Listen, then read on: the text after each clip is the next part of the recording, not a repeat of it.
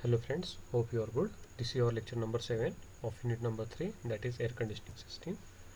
And in this video I am going to tell you about the refrigerants. What exactly it means, the types of refrigerant, packaging and storage, and the color codes and many more. So let's get started with this session. And first thing first, what is refrigerant? The refrigerant is a heat carrying medium during their cycle.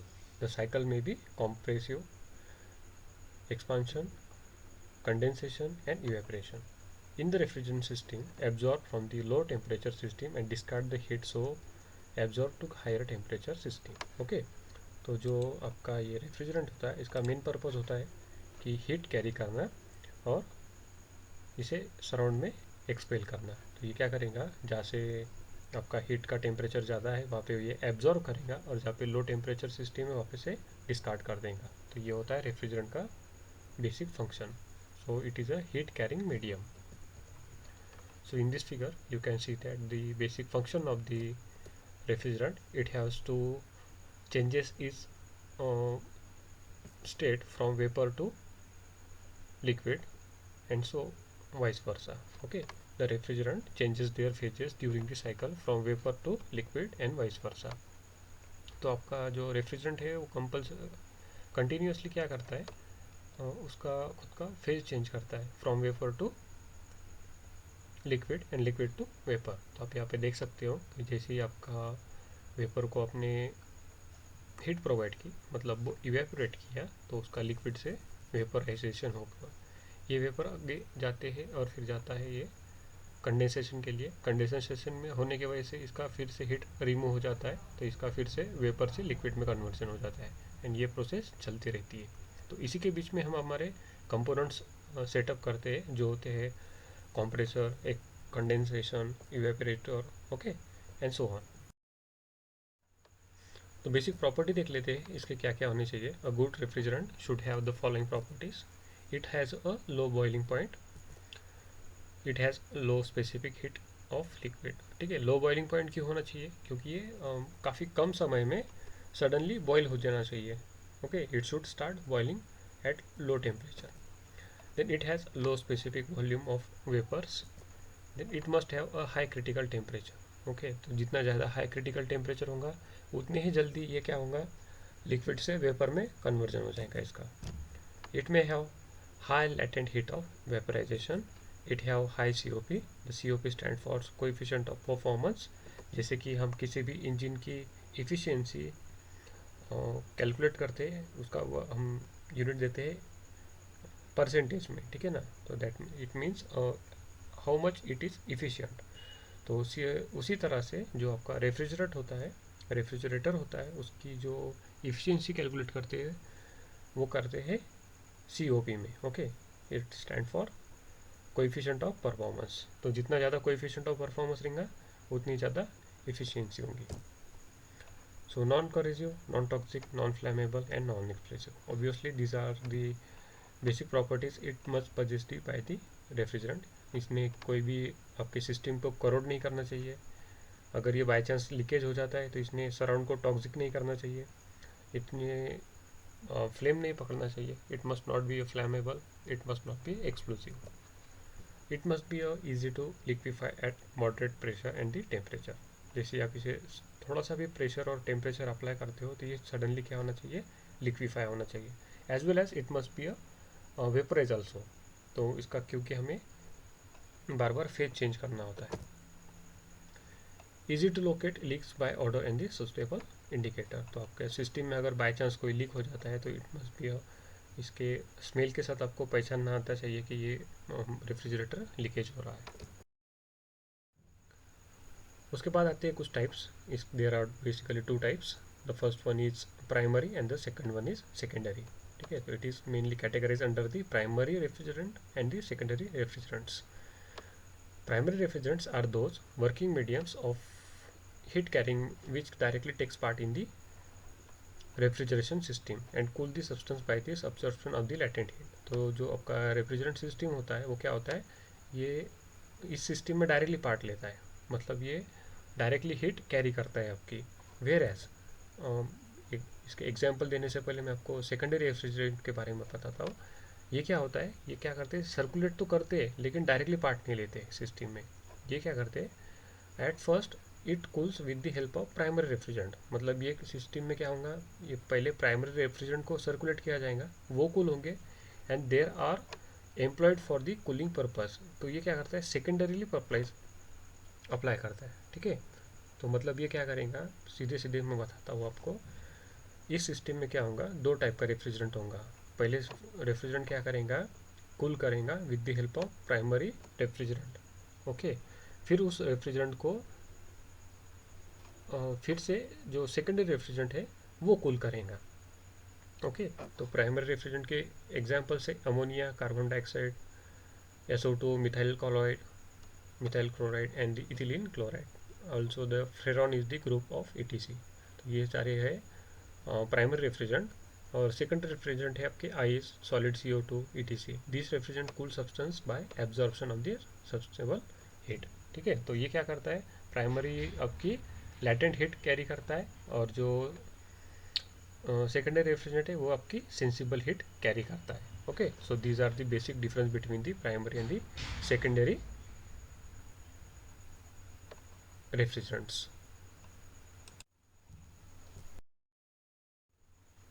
So primary refrigerant जो होते हैं उसके और सब types भी होते हैं, देखते हैं कैसे कैसे, और ये बेस्ड होते हैं उसके एप्लीकेशंस पर। So these are the halocarbons, azeotropes, hydrocarbons, inorganic compounds, unsaturated organic compounds. तो देखते हैं पहले हेलोकार्बन्स क्या होती है। सो हेलोकार्बन्स कंपाउंड जो होते हैं वो उसका 1982 में Charles Kettering and the doctor Thomas Midgley ने इसका इन्वेंट किया था। In this group the refrigerant which contains one or more of 3 halogens. ठीक है, तो इस ग्रुप में क्या होता है, एक या फिर उससे एक से ज़्यादा हेलोजन्स होते हैं। तो अब हेलोजन्स कौन से, chlorine, bromine, and they are sold in the market under the name of Freon. ठीक है, तो ये जो हेलोजन्स है, क्लोरीन और bromine, they are sold under the market name as Freon, Isotron and Genetron. ठीक है, तो फ्रेरॉन, आइसोट्रॉन, एरिट्रॉन, तो ये जो तीन मार्केट नेम्स है इस हेलोकार्बन्स कंपाउंड्स के। ओके, तो ये basically domestic, commercial and industrial applications के लिए यूज़ किया जाता है। For example R10, R11, R12, ETC। ठीक है, तो आपसे आने वाले कुछ स्लाइड्स में मैं ये बार बार यूज़ करने वाला हूँ, ये जो वर्ड है ना, R10 और सो ऑन। तो ये जो R10 ऐसा जो लिखा होता है, ये होता है नॉमनक्लेचर। ठीक है, एक बेसिक तरीका होता है रेफ्रिजरेंट को मेंशन करने का। अब सीधे सीधे इसे मार्केट में इसको नहीं बेच सकते हो, तो एक बेसिकली नॉमनक्लेचर किया जाता है किसी भी मटेरियल का अकॉर्डिंग टू इंटरनेशनल स्टैंडर्ड्स और नेशनल स्टैंडर्ड्स। तो ये जो रेफ्रिजरेंट है, आर स्टैंड्स फॉर रेफ्रिजरेंट, और 10 या 11 जो भी है इसके आगे, ये डिपेंड करता है कि इसके अंदर कौन सा केमिकल है। ठीक है, किस कंपाउंड से ये रेफ्रिजरेंट मैन्युफैक्चर किया है। तो ये जो आर की सीरीज़ है, 10, 11, 12, 21, 22, ये जो है ये all comes under the halocarbons compound. Then we have azeotrophs. The refrigerant belonging to this group consist of mixture of different substances. These substances cannot be separated by distillation purpose. तो ये जो group है ये अलग अलग substance से manufacture किया जाता है, जो कि एक इजीली डिस्टिलेशन पर्पस प्रोसेस से सेपरेट नहीं किया जाता है। They possess the fixed thermodynamic properties and do not undergo any separation with the change in temperature and the pressure. And azeotrophs behave like a simple substance. Okay, and these are R500. It contains 73.8% of R12 and 26.2% of R152.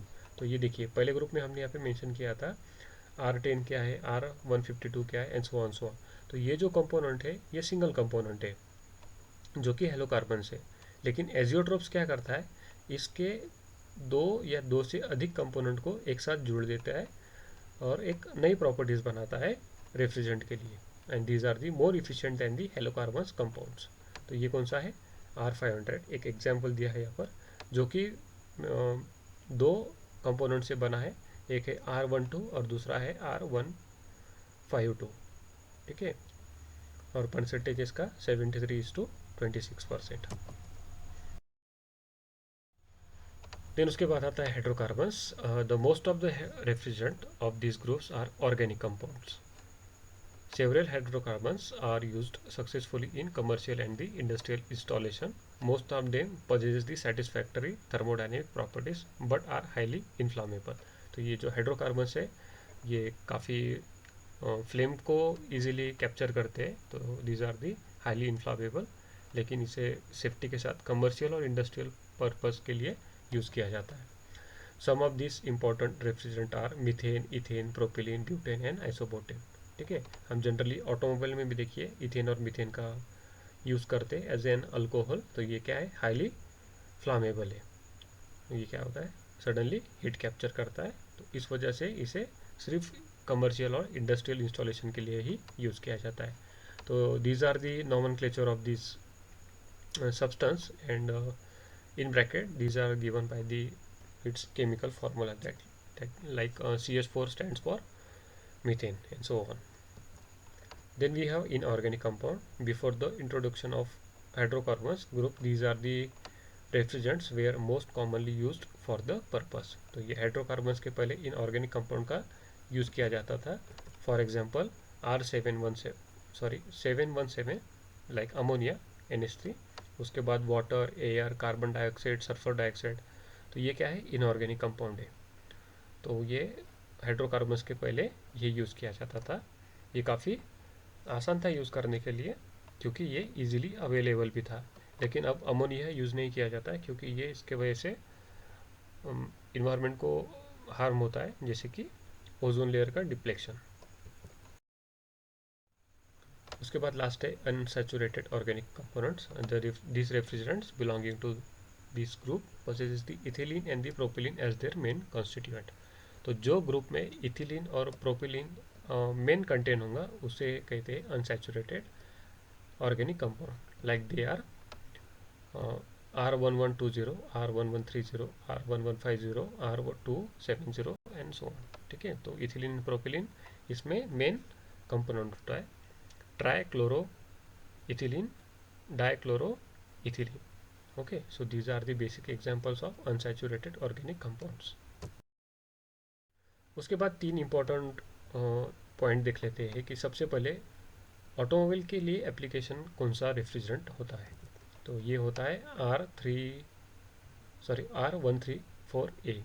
Refrigerant is primary use in the automobile application. तो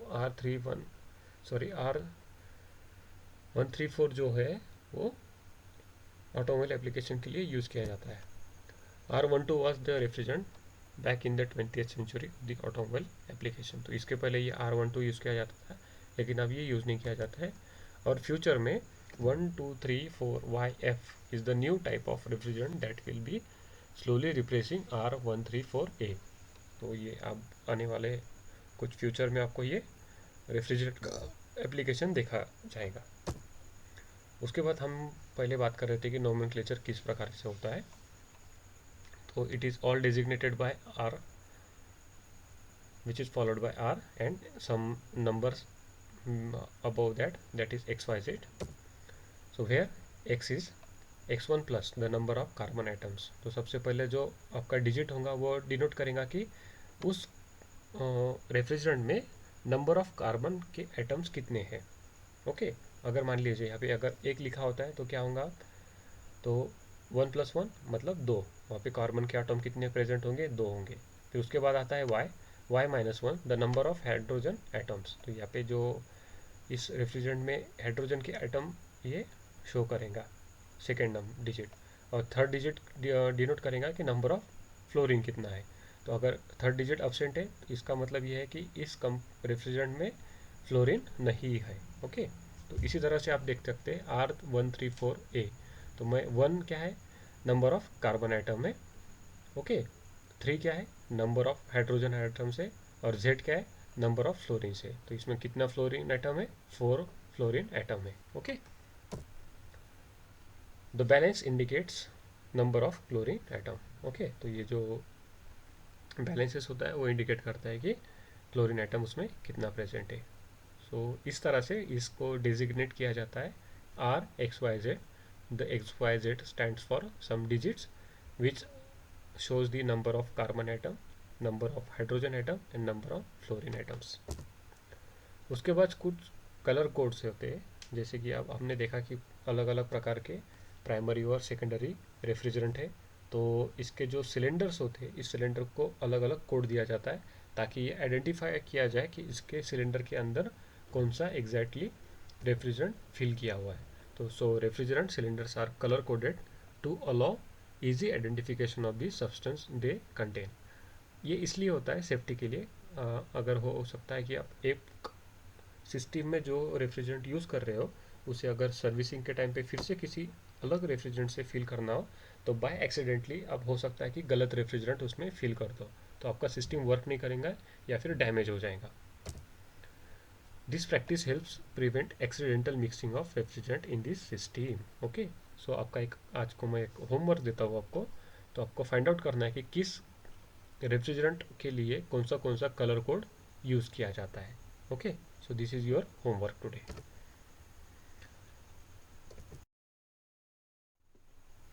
So if you have any doubt regarding this session you can ask me।